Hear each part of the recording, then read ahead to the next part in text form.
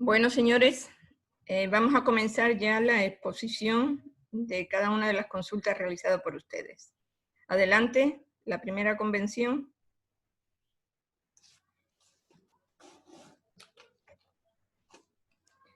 Quien vaya a hablar, por favor, que abra la cámara. Ok. Ya, buenos días, nosotros somos el grupo 1 y estamos conformados por Ana Cornejo, por Romina Colamarco, por Lilibet Zambrano, por Jennifer Segovia, por Antonella Orlando y por mi persona, Catherine Chile. Nosotros vamos a hablar sobre lo que es la Convención sobre el Cambio Climático. Empecemos hablando por lo que es la historia de su documento.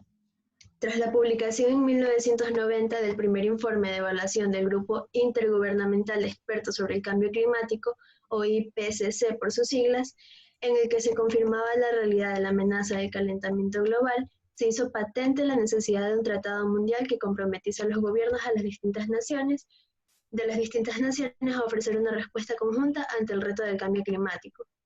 En diciembre de ese mismo año, la Asamblea General de las Naciones Unidas aprobó la resolución 45-212, en la que se ponía oficialmente en marcha negociaciones acerca de una convención sobre el cambio climático, bajo la dirección del Comité Intergubernamental de Negociación, o CIN, que se reunió por primera vez en febrero de 1991. 15 meses más tarde, en mayo de 1992, el CIN y sus representantes gubernamentales adoptaron la Convención Marco de las Naciones Unidas sobre el Cambio Climático, que se abrió a la firma durante la Cumbre de la Tierra celebrada en Río de Janeiro de ese mismo año y entró en vigor en marzo de 1994. Muy bien, de acuerdo. La siguiente, por favor.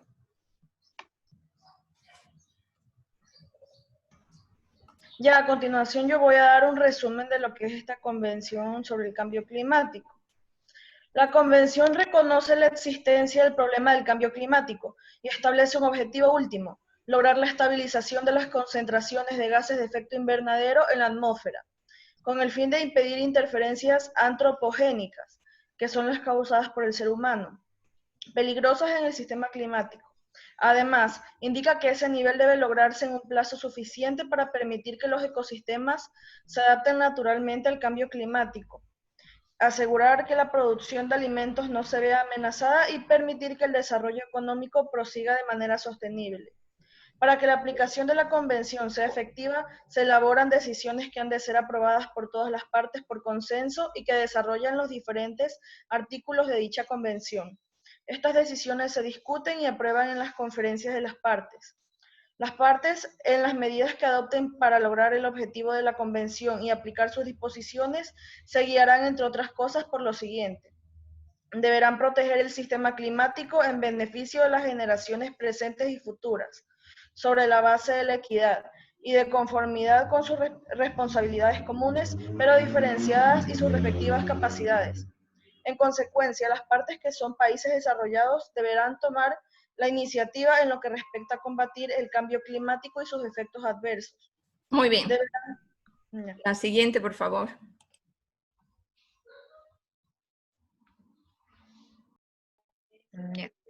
Yo les voy a hablar sobre los avances de este convenio en la actualidad del mundo. Actualmente, un total de 197 países han ratificado la convención, cuyo objetivo es prevenir una interferencia humana peligrosa. El avance en la actualidad se da el 12 de diciembre del 2015, cuando se aprueba el texto del Acuerdo de París, un pacto con fuerza legal que contiene todos los elementos necesarios para construir una estrategia mundial de lucha contra el cambio climático para el periodo post-2020. Estos tienen objetivos a largo plazo, contribuciones nacionales, intercambio de reducción y emisiones entre países y señal de precio al CO2, financiación, la cual obliga a todos los países desarrollados a dar aportaciones financieras para poder alcanzar el objetivo de 100.000 millones de dólares anuales, monitorización y reporte de verificación de las actualizaciones realizadas, transferencia de tecnología y adaptación, el cual realiza una planificación adecuada e implementar medidas determinando la necesidad de apoyo financiero y técnico para poder llevarlo a cabo. Muy bien. Siguiente.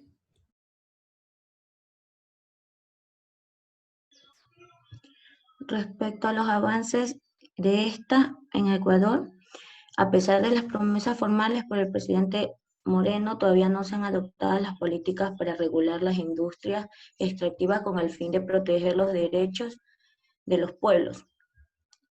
En el 3 de octubre estallaron protestas en diversas ciudades en respuesta a las medidas austerianas anunciadas por el presidente.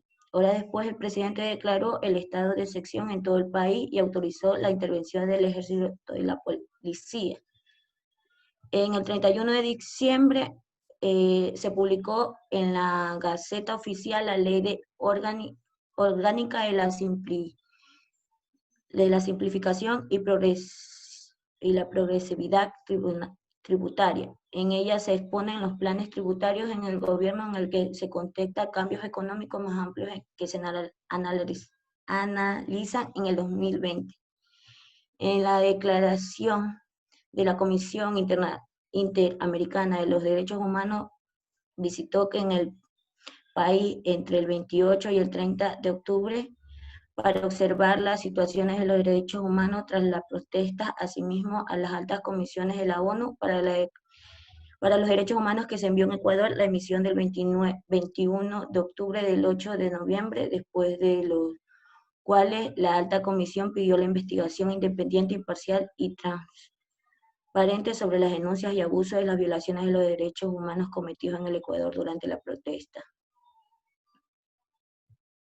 De acuerdo, siguiente.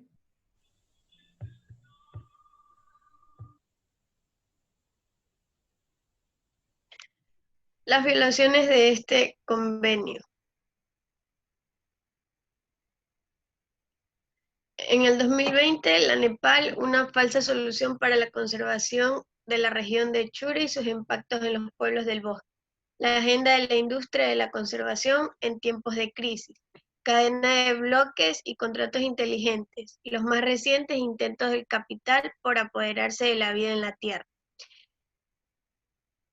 En Brasil, la empresa de plantaciones encubre sus devastadores impactos aduciendo conservación. Más acuerdos para aumentar la deforestación. Las emisiones de los países ricos violan los derechos de millones de personas de entre las más pobres del mundo. 23 países ricos, entre ellos Estados Unidos, Europa Occidental, Canadá, Australia y Japón, albergan tan solo un 14% de la población mundial, pero han producido el 60% de las emisiones globales de carbono desde 1850. Y hoy siguen produciendo un 40% de las emisiones anuales de carbono. Estos países se comprometieron a rebajar sus emisiones anuales hasta los niveles de 1990 para el año 2000. Sin embargo, para el 2005 las emisiones conjuntas de estos países habían superado en más de un 10% los niveles con incrementos superiores al 15%. Bueno, muy bien. ¿Algo más del grupo? Entonces... Sí, yo voy a dar la conclusión, doctor. Ya, muy bien. Adelante. Ya, como conclusión tenemos que el sistema de las Naciones Unidas está a la vanguardia de los esfuerzos para salvar nuestro planeta. Fue en 1992 cuando la Cumbre para la Tierra dio lugar a la Convención Marco de las Naciones Unidas sobre el Cambio Climático, como primer paso para afrontar este enorme problema. Hay actualmente un total de 197 países que han ratificado la Convención. Como se dijo anteriormente, el objetivo último de la convención, a la que se han adherido prácticamente estos 197 países, es estabilizar las concentraciones de gases de efecto invernadero en la atmósfera en un nivel que impida peligrosas injerencias humanas en el sistema climático en un plazo suficiente para permitir que los ecosistemas se adapten naturalmente al cambio climático, asegurando que la producción de alimentos no se vea amenazada y permitiendo que el desarrollo económico prosiga de manera sostenible. Gracias. Muy bien. Bueno, lo que podemos sacar en conclusión que a pesar de que hay 197 países interesados que han ratificado la convención, etcétera, todavía hay países, sobre todo los desarrollados, que siguen produciendo, o sea, que no han hecho todos los cambios técnicos que tienen que hacer en sus instalaciones fabriles y siguen produciendo ese efecto invernadero. Entonces, A veces las convenciones, aunque sean ratificadas, aunque hayan multas y todo lo demás, a veces no se cumple como es debido. Bueno, sigamos la segunda, por favor, grupo 2.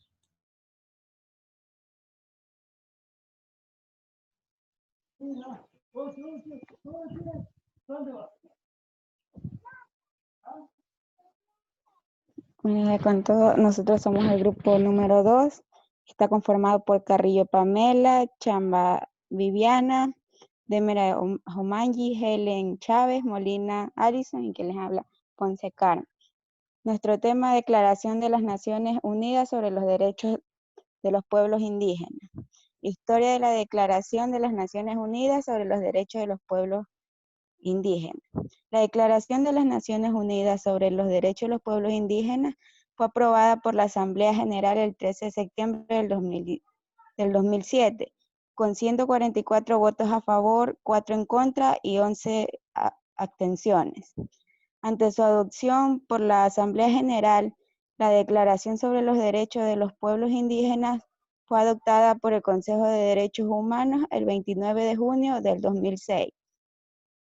Los esfuerzos por redactar un documento específico que abordará la protección de los pueblos indígenas a nivel internacional se iniciaron hace más de 2 décadas. Se espera que tengan un gran efecto sobre los derechos de los pueblos indígenas y de trabajar por su desarrollo de acuerdo a sus aspiraciones y necesidades. Proclama solemnemente la Declaración de las Naciones Unidas sobre los Derechos de los Pueblos Indígenas con los siguientes artículos.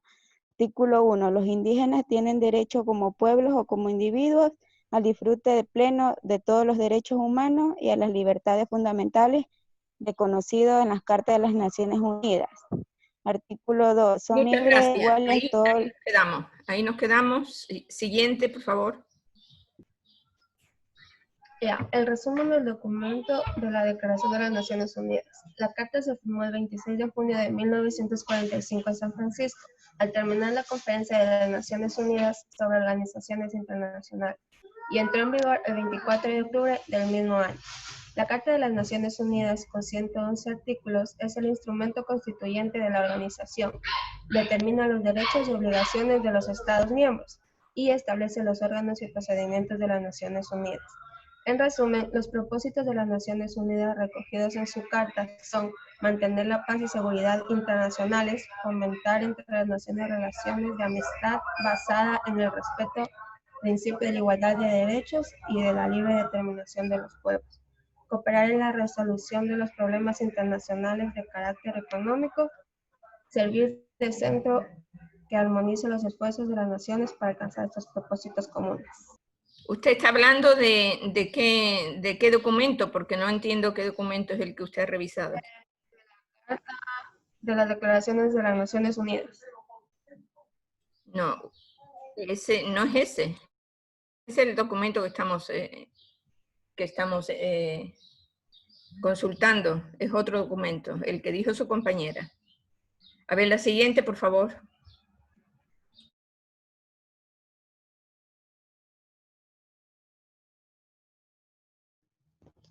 Ya, los avances de este convenio en la actualidad en el mundo.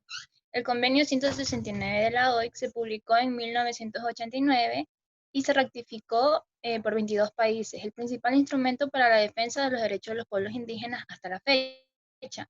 Su fuerza radica en la defensa de los pueblos indígenas como sociedades permanentes, el respeto a la diversidad étnica y cultural frente a la integración de estos pueblos.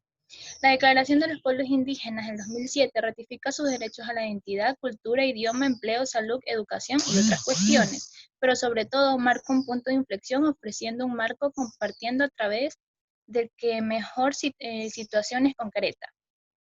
La gravedad de los avances de este convenio en la actualidad son los derechos de los pueblos indígenas. En la actualidad los pueblos indígenas tienen un documento que afirma y ratifica que son la libre determinación, el derecho a las tierras, territorios y recursos, derechos económicos, sociales y culturales, derechos colectivos, igualdad y no discriminación.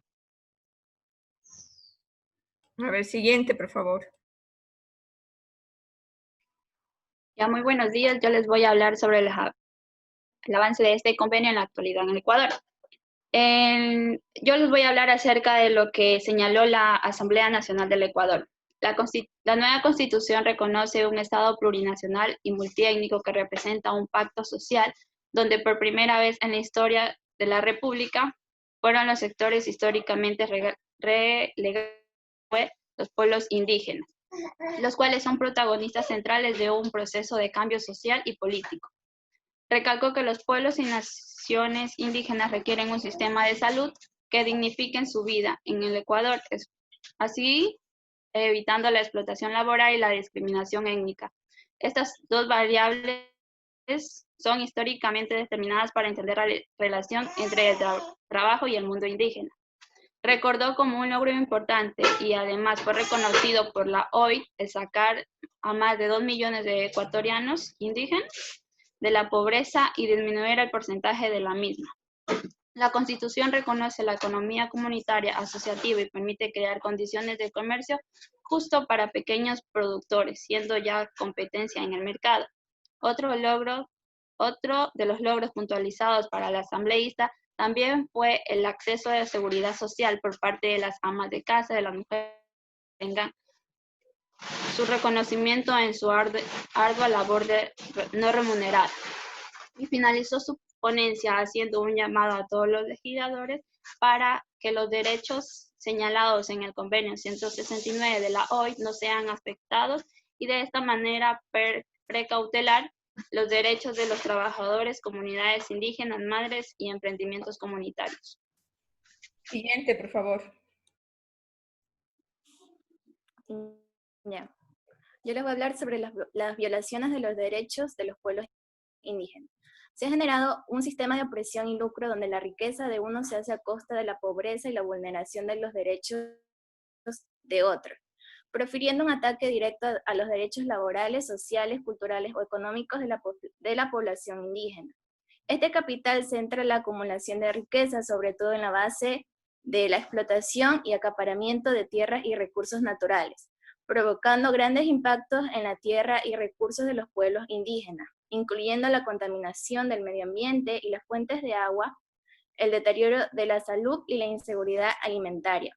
Todo esto lleva a una vulneración sistemática de los derechos individuales, como el de la salud, alimentación y educación, y de derechos colectivos como el territorio, la consulta previa, a la participación, a la libre determinación, entre otros. En la actualidad, las vulneraciones a las que se están enfrentando las poblaciones indígenas en el Ecuador van desde la falta de acceso de servicios públicos como la salud, el agua potable y el alcantarillado, derechos que en las principales ciudades se toman por sentado, como buena alimentación, por lo cual muchos sufren de desnutrición. Los indígenas están en desventaja al no tener un trabajo formal para crear ahorros, que ahora en la cuarentena les sirva para subsistir. En Ecuador, 1 de cada 2 niños indígenas sufre de desnutrición según la UNICEF. Esto se debe a la falta de los servicios de salud públicos. Las organizaciones indígenas piden al gobierno que se cumplan los derechos a la vida, a la integridad, al acceso a la autodeterminación de los pueblos y nacionalidades indígenas. Gracias. Siguiente.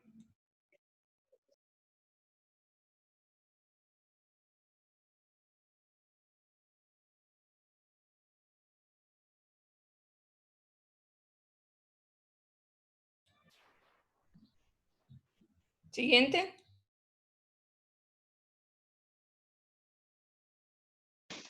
Creo que a mi compañera se le fue el internet.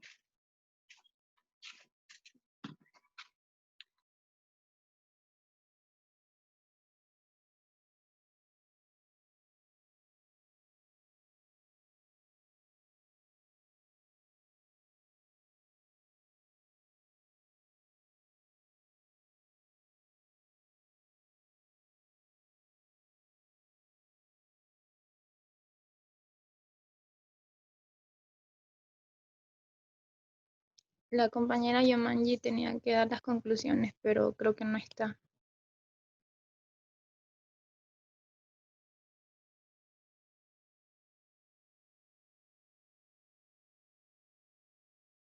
Su micrófono, doctora, está apagado. Ustedes han revisado el documento Declaración Internacional de los Derechos de los Pueblos Indígenas. Es una declaración. Esa declaración que, bueno, que al final, después de 20 años de estar debatiéndola en las Naciones Unidas, ya se hizo vigente, pues ya se difundió, se difundió en el 2007. ¿Por qué tardó tantos años en hacerse? Porque hay muchos intereses económicos en los pueblos indígenas y por eso nadie quería que se avanzara esta declaración. Aparte de eso, hay una convención, que es la Convención 169 de la OIT, que es una convención que se aprobó en 1989 y que Ecuador ratificó en el 2008. Esa convención es sobre los derechos de los pueblos indígenas y de otros pueblos trabajadores, campesinos, que esa, bueno, Ecuador lo tiene ratificado, pero realmente hay mucha resistencia a nivel de todo el mundo porque, sobre todo en América Latina, por ejemplo, todas las grandes extensiones de Brasil, de Venezuela, de otros países que han sido tradicionalmente de los pueblos indígenas, pues si se aplica esta convención y esta declaración, pues tendrían que ceder muchos derechos personas que se han apropiado de esas propiedades. Entonces, bueno, eso para que ustedes sigan investigando y sigan dándose cuenta de la realidad que existe en el planeta. Siguiente grupo, grupo 3.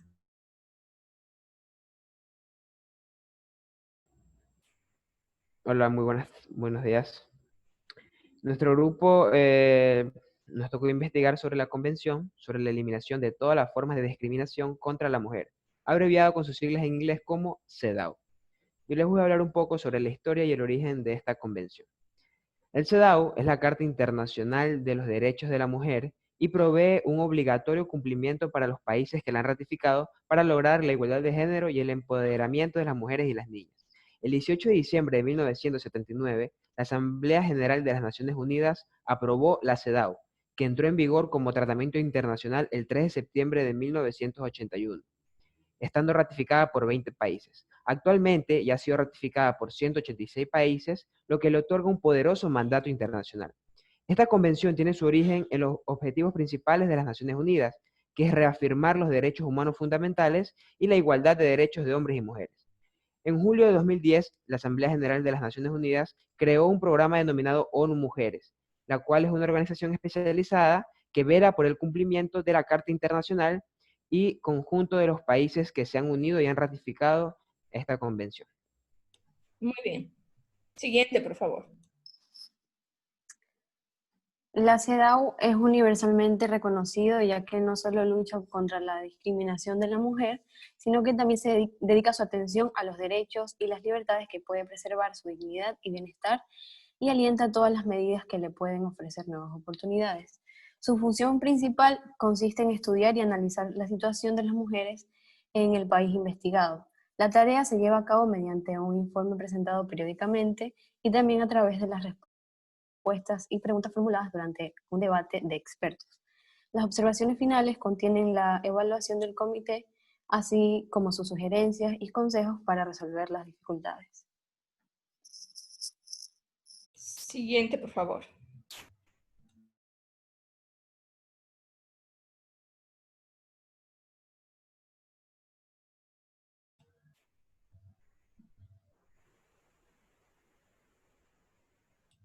Siguiente.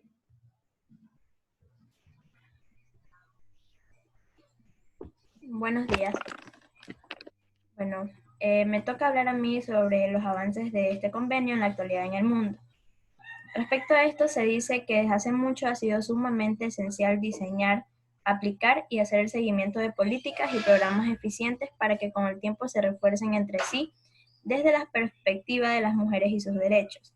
A lo largo de las últimas décadas se han producido avances en los derechos de las mujeres, y las familias en todo el mundo se han convertido en un espacio de amor y solidaridad. Sin embargo, en muchas de estas familias se observa violaciones fundamentales de los derechos de las mujeres y sobre todo desigualdades de géneros y discriminaciones específicamente hacia las mujeres que con el tiempo persisten. En la actualidad, específicamente 3.000 millones de mujeres y niñas viven en países en los que la violación en el matrimonio no está específicamente tomada en serio como un delito grave. Es decir, que siguen existiendo injusticias por ese lado. Siguiente, por favor. Bueno, ahora con los avances de lo que es en Ecuador, como antes mencionado, se debe realizar un informe periódico.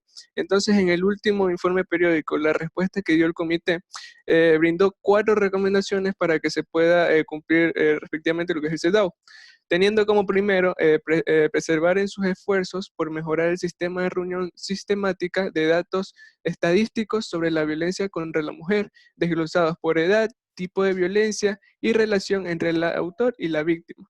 La segunda recomendación fue agilizar la aprobación de un complemento en un plan de acción nacional para la eliminación de la violencia contra la mujer, que comprenda la prevención de todas las formas de violencia contra la mujer, tales como la física, la psicológica y la económica. Además de que se establezca un presupuesto y un marco cronológico adecuados. La tercera recomendación es de que se despenalice el aborto en casos de violencia, incesto y malformaciones graves del feto, de conformidad con la recomendación general en 1999. Y por último, en la cuarta recomendación es asegurarse de que haya suficiente centros de acogida financiados por el Estado a disposición de las víctimas de violencia doméstica y sus hijos. Eso es todo. Muy bien. Siguiente. Muy buenos días. Yo les voy a hacer mención sobre uno de los ejemplos en el cual se viola el convenio de la discriminación contra la mujer. Bien, en el Ecuador lo que podemos observar es que existe la discriminación en el ámbito laboral. Existe una estadística en el cual hace mención que en el año 2018 una mujer ganaba el 25% menos que el hombre por el mismo trabajo. Es decir, si el hombre ganaba $1 por la hora, la mujer estaba ganando 75 centavos. También tenemos lo que es la discriminación por estereotipos, también la discriminación por violencia, la cual hay una subdivisión que sería la violencia psicológica, que está en su mayor porcentaje con el 53%, luego está la violencia física con el 38%, luego está la violencia sexual con el 24% y luego la violencia patrimonial con el 32%. Eso es por mi parte. Siguiente.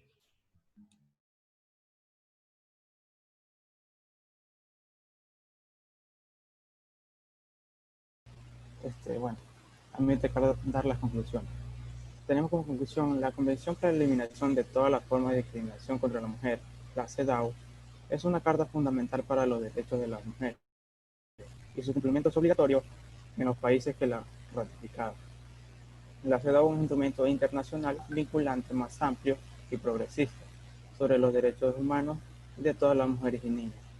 Define la discriminación hacia la mujer y establece las acciones dirigidas para su eliminación. La CEDAW adaptaron un concepto de obligación de diligencia debido a los estados. Según esta obligación de los estados, tienen que deber adaptar medidas positivas para prevenir la violencia contra las mujeres y protegerlas, sancionar a quienes cometen actos de violencia y compensar a las víctimas de dichos actos. Bueno, eso es todo por mi parte.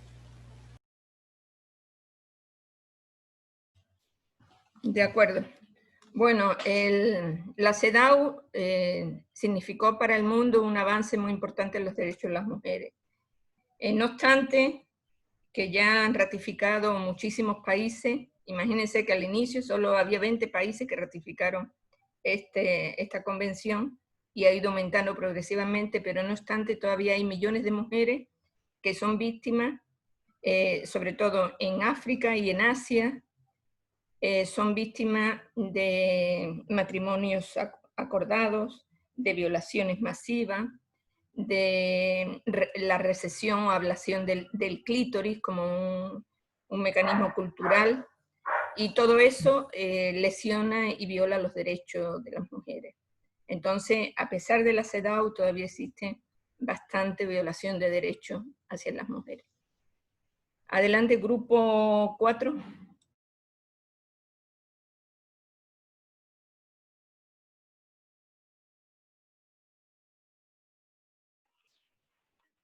Buenas tardes, somos el grupo 4 y nuestro tema es la Convención de los Derechos del Niño. Yo les voy a comenzar hablando brevemente de lo que es la historia. Anteriormente, los países industrializados no tenían normas de protección para la infancia. Frecuentemente, los niños trabajaban con los adultos en condiciones insalubres e inseguras. Desde finales del siglo XIX y comienzos del siglo XX, el mundo comenzó a tomar conciencia de lo que había que proteger a la infancia. Esto comenzó en 1924 con la fundación de Save the Children, que llevó a impulsar a la Declaración de Ginebra sobre los Derechos del Niño, dada por la Sociedad de Naciones, predecesora de la actual ONU. Pero esto no se dio hasta 1959, cuando las Naciones Unidas aprobó una Declaración de los Derechos del Niño, que incluía 10 principios, pero los cuales no eran suficientes. Tras 10 años de negociaciones con gobiernos de todo el mundo, líderes religiosos, ONG y otras instituciones, se logró aprobar el texto final de la Convención sobre los Derechos del Niño el 20 de noviembre de 1989, cuyo cumplimiento sería obligatorio para todos los países que la ratificasen. La Convención sobre los Derechos del Niño... Muy bien, ahí nomás. Siga, por favor, siguiente. Ya, en relación al resumen, la Convención sobre los Derechos del Niño es un tratado internacional adoptado por la Asamblea General de Naciones Unidas el 20 de noviembre de 1989, que reconoce a todas las personas menores de 18 años como sujetos de pleno derecho. Este tratado establece los derechos en sus 54 artículos y 2 protocolos facultativos, definiendo los derechos humanos básicos que disfrutan los niños y las niñas.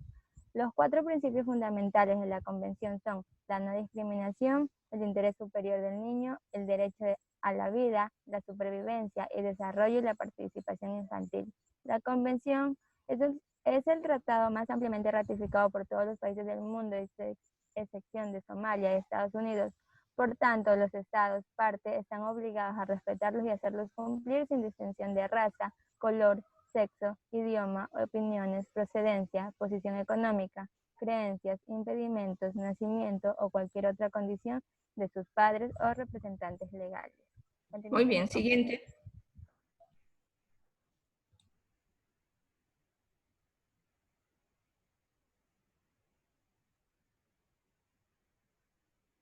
Siguiente, por favor.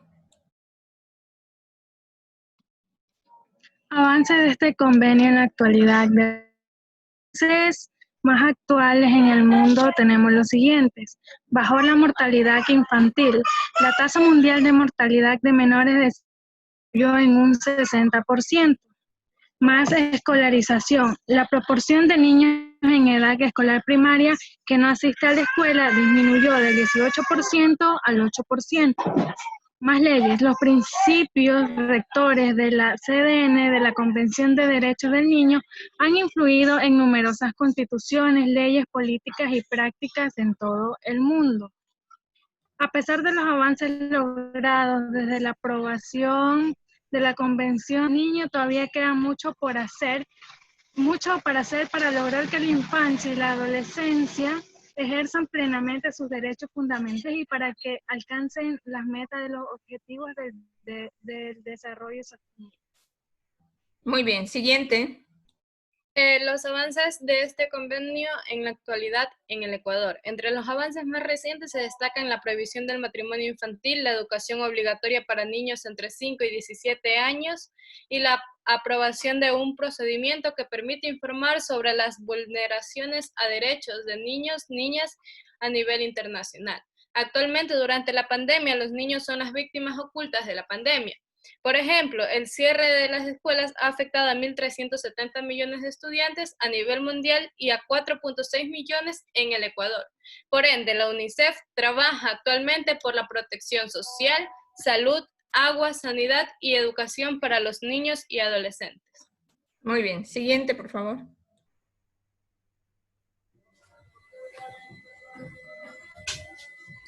Ejemplos de las violaciones de los derechos humanos de los niños en el Ecuador y en el mundo. En Ecuador, entre los aspectos que más violentan actualmente los derechos de los niños, principalmente están el maltrato y trabajo infantil, desnutrición, embarazo y matrimonio infantil, trata de menores y explotación, entre otros.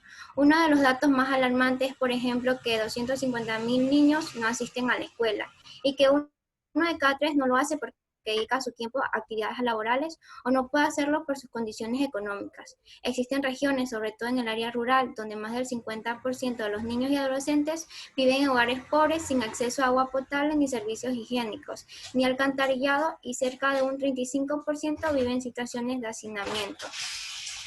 En Ecuador, uno de cada 10 niños trabaja para poder ayudar a su familia económicamente.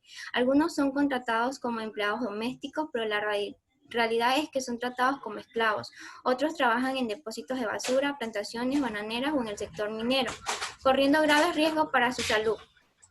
Referente a la violación de los derechos de los niños a nivel mundial, entre muchos los problemas que siguen persistiendo tenemos la trata infantil, que es una de las violaciones que más vulnera los derechos de los niños a nivel mundial, ya que entre muchos los peligros incluyen explotación sexual, explotación laboral y extirpación de órganos. Muy bien. Siguiente. Listo. En conclusión, la Convención de los Derechos del Niño, que se realizó el 20 de noviembre de 1989, es un tratado muy importante en historia, ya que defiende los derechos humanos básicos de los niños y niñas. Este tratado es el más aceptado por todos los países del mundo, a excepción de Estados Unidos y Somalia. Se basa en 4 principios fundamentales, que son el interés superior al niño, la no discriminación, el derecho a la vida, y el desarrollo y la participación infantil. Este convenio ha tenido avances alrededor del mundo, que han sido muy importantes, como la baja mortalidad infantil y que hay más escolarización. Y, por ejemplo, en particular en Ecuador, la educación es obligatoria para niños entre 5 y 17 años. A pesar de todos los avances que ha tenido este tratado, este ha tenido violaciones en diferentes partes del mundo, en aspectos como la falta de educación, de protección, la falta de alimentación, salud, la explotación laboral y la violencia sexual. Y en la mayoría de estos casos, esta violación a sus derechos está directamente relacionada por la situación económica de sus familias. Gracias. Okay, muchas gracias. Grupo 5. Buenas tardes, doctora, compañeros. Nuestro tema siguiente es la Convención Interamericana de Belén do Pará para prevenir, sancionar y erradicar la violencia contra la mujer. Un poco de historia. La Comisión Interamericana de Mujeres, organismo especializado interamericano de carácter permanente e intergubernamental, creado para asegurar el reconocimiento de los derechos humanos de las mujeres, inició en 1990 un proceso de consulta interamericana sobre la mujer y la violencia. La consulta tuvo por objetivo iniciar los trabajos de investigación y de propuesta para la regulación del fenómeno de la violencia contra la mujer en las Américas. El Comité Directivo de la Comisión Interamericana de Mujeres convocó una reunión de expertos para considerar la viabilidad de una Convención Interamericana sobre la mujer y la violencia como parte de su tarea de estudiar la forma y los medios de prevenir y erradicar la violencia contra la mujer.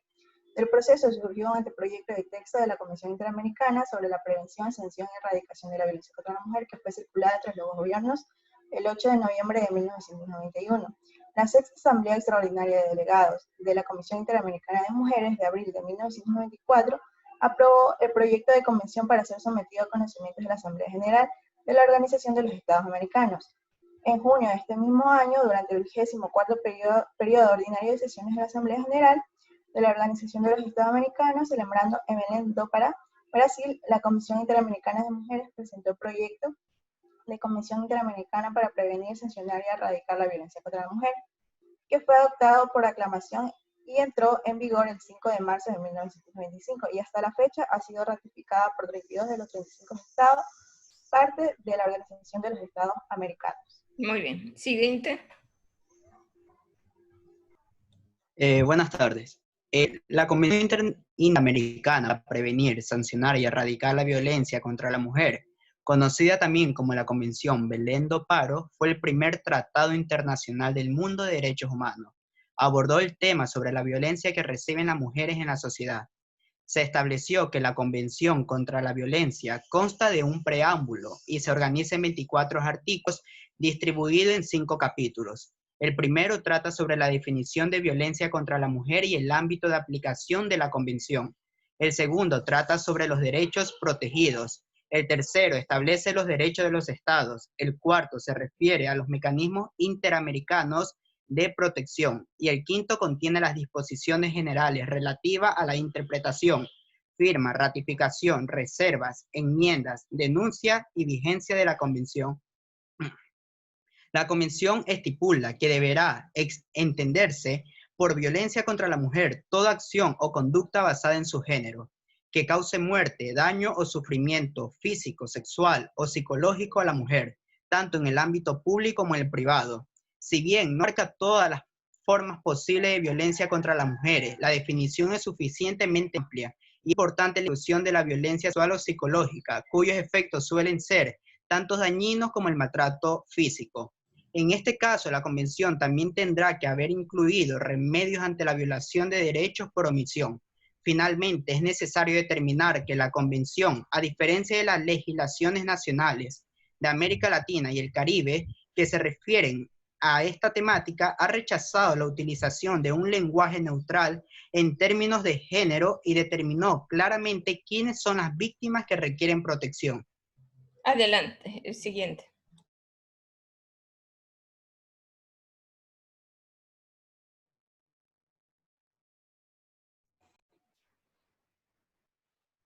Buenas tardes, doctora. Hola, ¿me escuchan? Sí, adelante, siga. Ok, a mí me tocan los avances de la Convención Interamericana de Belén do Pará. Bueno, como sabemos que este convenio está formado por lo que es la OEA, esto quiere decir que no va a abarcar todos los países del mundo, sino aproximadamente lo que son 35 países. En la actualidad, aún se mantienen muchos obstáculos en plena realización de los derechos humanos, la ciudadanía y la ciudadanía de las mujeres, comenzando con su acceso a lo que es la educación, al empleo con remuneración, a los beneficios igualitarios, a lo que es la salud, entre otros servicios sociales.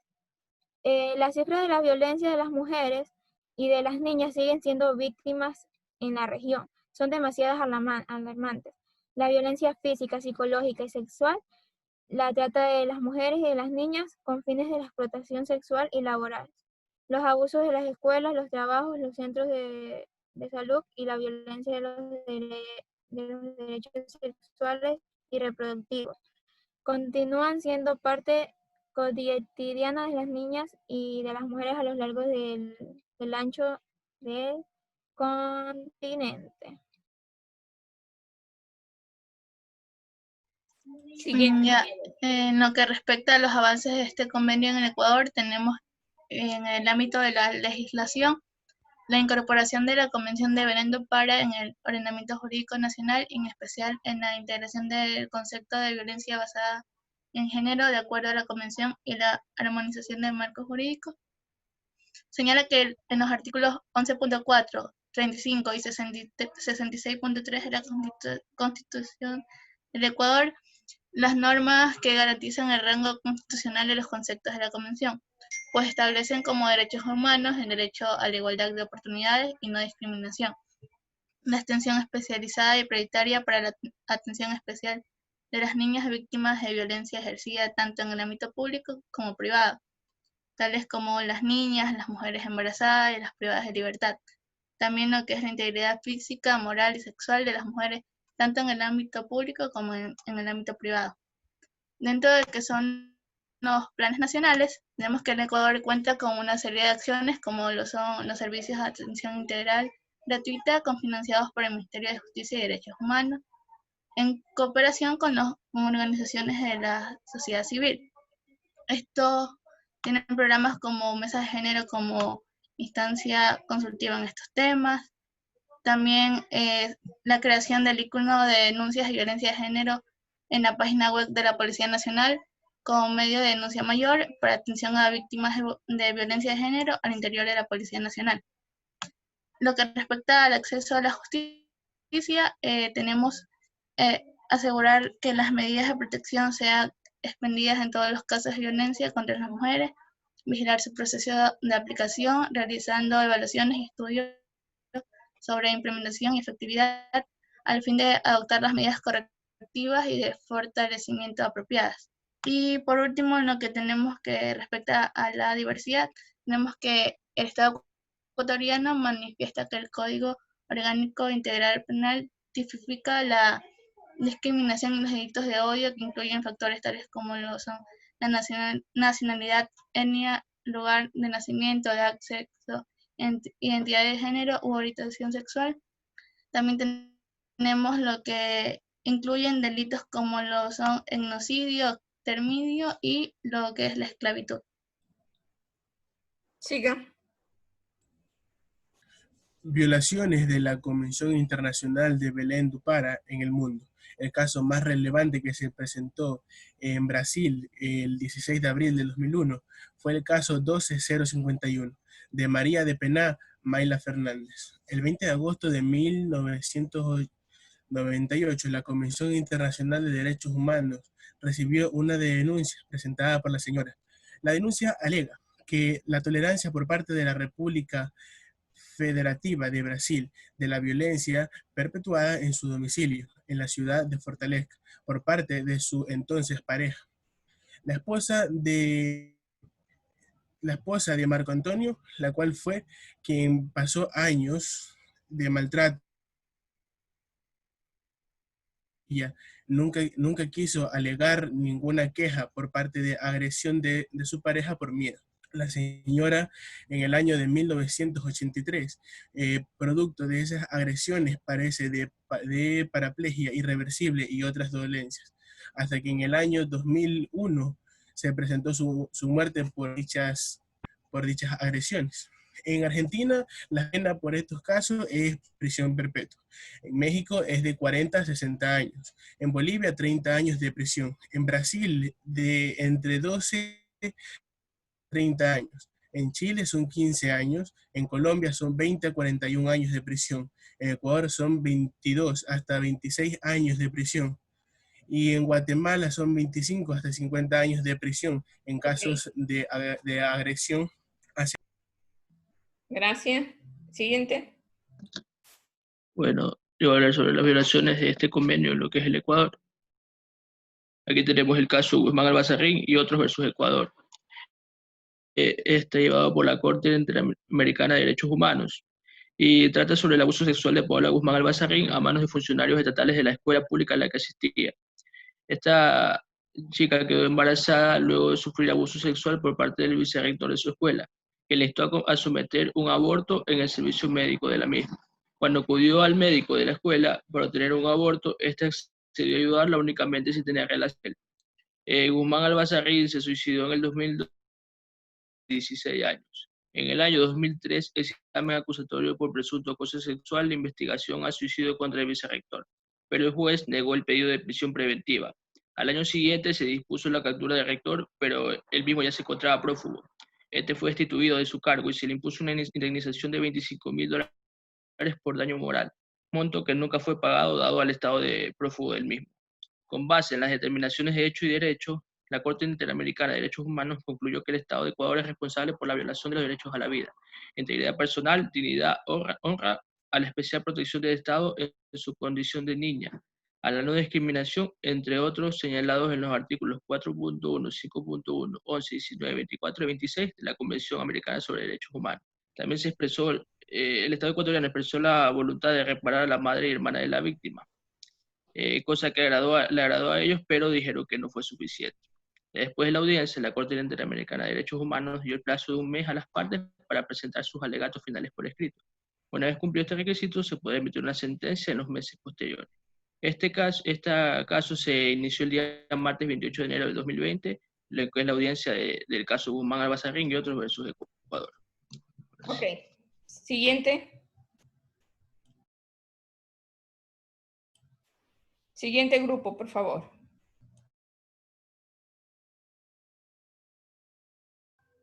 Buenas tardes, doctora. Creo que ya es ese era el quinto grupo, ¿verdad? Son 5 grupos nada más.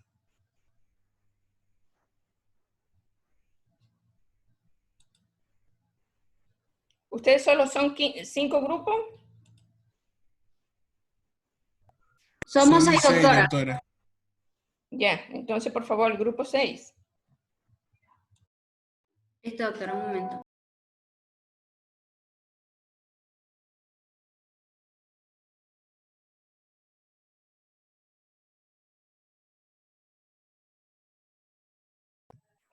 Buenas tardes, doctora, y buenas tardes, compañeros. Somos el 6º grupo de exposición y nuestro tema es el convenio para la protección de la tortura y otros tratos de penas crueles, inhumanos y degradantes.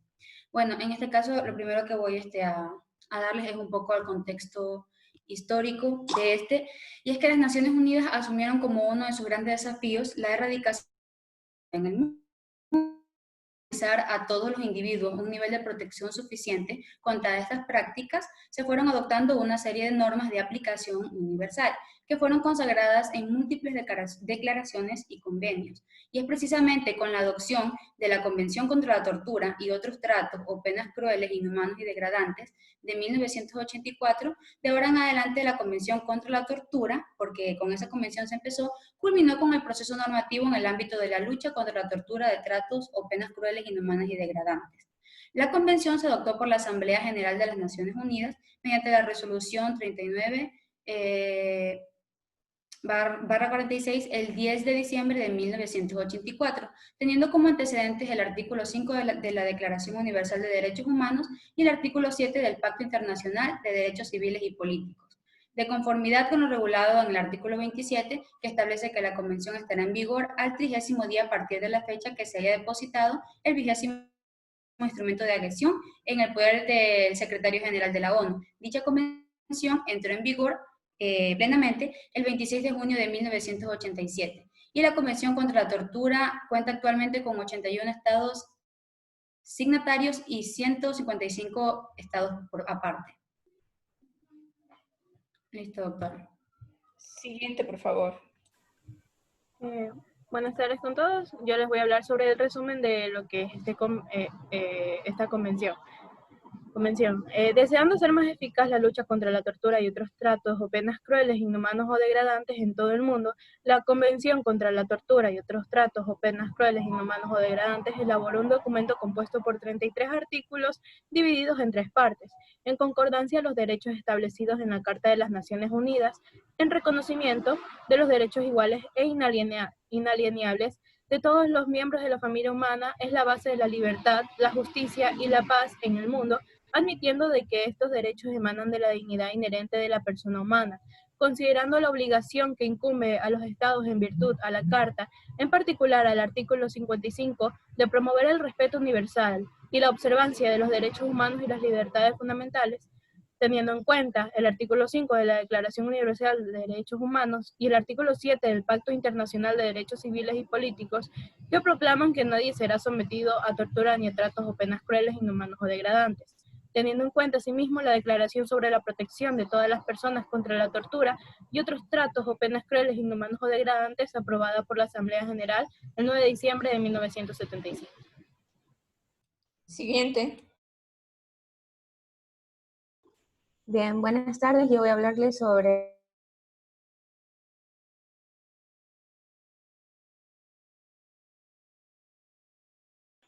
en respuesta a las campañas organizadas por diversas organizaciones no gubernamentales, la ONG, la Asamblea General aprobó la Declaración sobre la protección de todas las personas contra la tortura y otros tratos o penas crueles, inhumanos o degradantes. Durante los años 80 y 90 se lograron avances tanto en el desarrollo de las normas e instrumentos jurídicos como en la introducción de la prohibición de la tortura. La Asamblea General creó en 1981 el Fondo de Contribuciones Voluntarias de las Naciones Unidas para las víctimas de la tortura con el objetivo de financiar a las organizaciones que brindaban asistencia a las víctimas de la tortura y a sus familias. Existe una prohibición mundial de la tortura y de todas las formas de crueldad y humillación desde 1948, año en el que se aprobó la Declaración Universal de los Derechos Humanos. Son 156 los países que han firmado la Convención contra la Tortura y las Naciones Unidas, pero la prohibición va aún más allá y vincularmente incluso para los estados que no se han unido a los tratados de derechos humanos pertinentes. Ningún Estado puede torturar ni permitir ninguna forma de tortura o malos tratos en ningún caso, ni bajo alguna justificación. Los actos de tortura y malos tratos son considerados crímenes de derecho internacional. Asimismo, en determinadas circunstancias pueden construir crímenes de guerra, crímenes de lesa humanidad o actos de genocidio, y durante los primeros 5 años, Amnistía Internacional ha informado sobre actos de tortura en 141 países. La tortura es cruel e inhumana y no puede nunca jamás justificarse. Una encuesta realizada a 1.221 personas en 21 países reveló que el 44%, casi la mitad de las personas encuestadas, temen a ser torturadas o desintegradas. Y pues el 80% quieren unas leyes estratégicas que los protejan de la tortura. Y más de un tercio cree que la tortura puede justificarse. Eso equivale a un 36%. Gracias. Siguiente. Buenas tardes, doctor y compañeros. Yo les voy a hablar sobre los avances de esta convención en la actualidad en Ecuador. En cuanto al documento final del país sobre la Convención contra la Tortura y otros tratos o penas crueles, inhumanas o degradantes, adoptada por la Asamblea General de la ONU el 10 de diciembre de 1984, Ecuador ratificó que este tratado internacional en 1988, por lo que debe presentar informes periódicos. Actualmente existen 25 temas que preocupan al comité, según lo establecido en el último informe del año 2016, en el cual los principales son: el primero, cuestiones de seguimiento pendientes del anterior ciclo de presentación de informe, puesto que el comité lamentó que el país no presentará a tiempo la información sobre la ampliación de medidas relacionadas a protección de médicos forenses y defensores de derechos humanos, abuso y devolución de solicitantes de asilo y refugio, violencia contra menores de edad, abuso y violencia sexual contra niños y condiciones de detención. 2. Escasa información sobre salvaguardias para detenidos, puesto que Ecuador presentó escasa información sobre las medidas y los procedimientos existentes para garantizar el respeto en la detención, sobre todo el derecho a comunicar de inmediato a algún familiar o conocido sobre su detención. 3. Justicia indígena. Continúa pendiente la aprobación por parte de la Asamblea Nacional del proyecto de ley sobre coordinación y cooperación entre la justicia indígena y la jurisdicción ordinaria. 4. Refugiados y la no devolución. Ecuador podría haber incurrido en prácticas contrarias al principio de no devolución de migrantes, especialmente en puestos fronterizos aeroportuarios. El organismo recordó que el artículo 3 de la Convención concede una protección absoluta a toda persona que se encuentre en el territorio del Estado parte, independientemente de la calidad de esa persona y de su peligro social. Por ello, se recomienda velar porque ninguna persona pueda ser expulsada, devuelta o extradiada a otro estado cuando existen razones fundadas para creer que correría el riesgo personal y previsible de ser sometido a tortura. Y 5. Condiciones de reclusión, puesto que han existido esfuerzos del Estado para mejorar las condiciones de las personas privadas de la libertad. Sin embargo, preocupan las altas tasas de preocupación en algunos centros de reclusión y los frecuentes episodios de violencia entre presos. Además, se evidencian deficiencias en los servicios de salud y atención médica de los centros de internamiento. Esas son las 5 principales y las que más se preocupan actualmente en el territorio ecuatoriano. Ok, gracias. Siguiente. Ya. Violación de Convención Internacional contra la Tortura y otros tratos o penas crueles, inhumanos o degradantes. Las torturas como un método de investigación a lo largo de la historia han implicado que el sujeto activo del hecho sea un agente estatal de uso de sus atribuciones que infringe en otro. Dolor, daño físico, psicológico, miedo, angustia deliberada, sometiéndola a tratos vejatorios y degradantes con el fin de obtener información. Bajo el precepto de que bajo ninguna consideración se puede admitir impunidad en casos de violaciones de derechos humanos, en particular en el tema que es materia del presente análisis, la previsión expresa de ejecutar actos de tortura, así como su investigación y sanción. De ahí que en reiteradas ocasiones la Corte Interamericana de Derechos Humanos ha establecido la obligación de investigar los casos que constituyen graves violaciones de derechos humanos, dejando insubsistente cualquier obstáculo para su investigación y sanción. De esta manera se ha pronunciado en sentencias como Bulacio versus Argentina, La Cantuta versus Perú y el Bancornejo versus Ecuador. Estas, entre otras sentencias que nos permiten dilucidar o explicar de cierta medida las circunstancias que permiten determinar a un hecho como grave violación de derechos humanos. A continuación, mi compañero va a decir algunos ejemplos de estas violaciones. Ya. Siguiente. Ecuador es signatario de la Convención contra la Tortura y otros tratos o penas crueles, y este compromiso establece que en ningún caso podrán invocarse circunstancias excepcionales, tales como estados o amenazas de guerra, inestabilidad política interna o cualquier otra emergencia pública. Adicionalmente, nuestro país se ha comprometido a enfrentar esta práctica atentadora contra los derechos humanos con la firma y ratificación de otros instrumentos internacionales. Pero eso no es ningún límite para que se violen dichos instrumentos.